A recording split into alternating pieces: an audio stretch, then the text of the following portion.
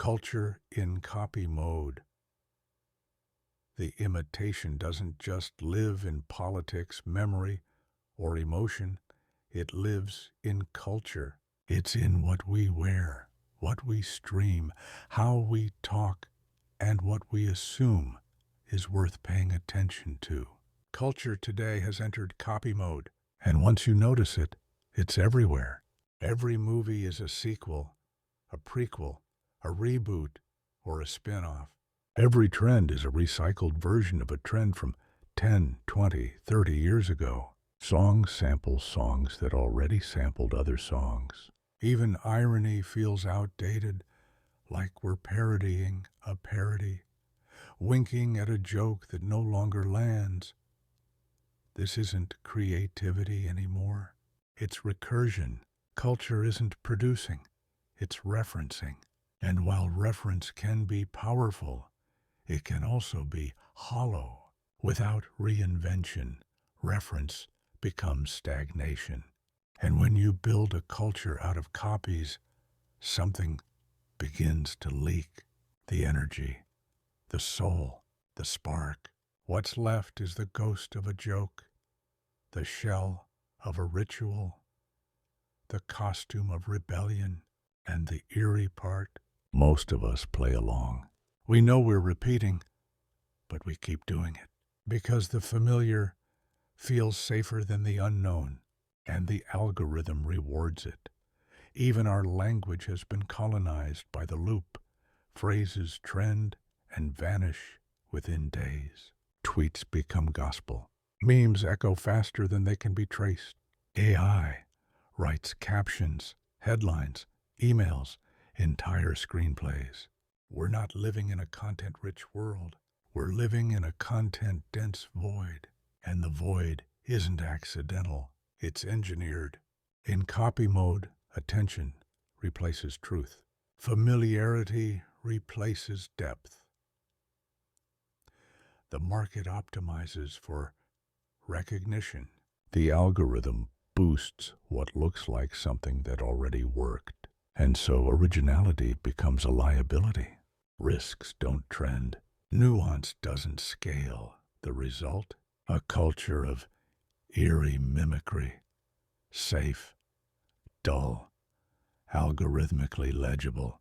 This is where imitation becomes dangerous. Not because it's shallow, but because it feels enough like meaning to fool us. It provides just enough aesthetic coherence to distract from its spiritual bankruptcy.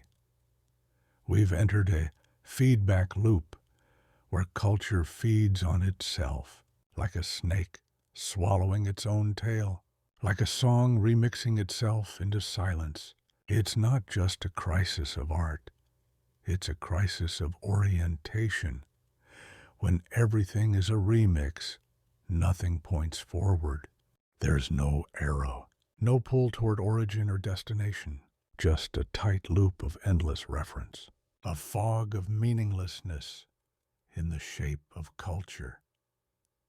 Even subversion now feels scripted.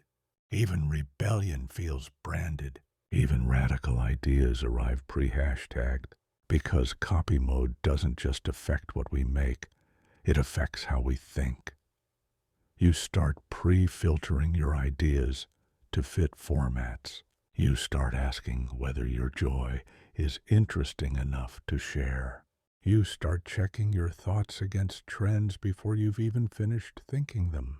This isn't just external pressure. It's internal erosion. It's how the imitation enters you. And yet, if you're paying attention, you can still sense the real. It breaks through sometimes. A song that doesn't remind you of anything. A conversation that doesn't reduce to a reference. A piece of writing that doesn't try to be viral, only true. That's your signal. That's your way out. The antidote to copy mode isn't novelty for novelty's sake. It's presence. It's not about being original. It's about being here. The artists Thinkers and mystics who move culture forward don't aim to be clever, they aim to be honest. They stay close to the source. They don't copy the form of truth, they transmit it. So what does that look like now? Maybe it means pausing before you post. Maybe it means reading something twice. Maybe it means letting silence be part of your day. Maybe it means making something that feels true, even if no one claps. Culture doesn't heal by speeding up. It heals by remembering how to feel.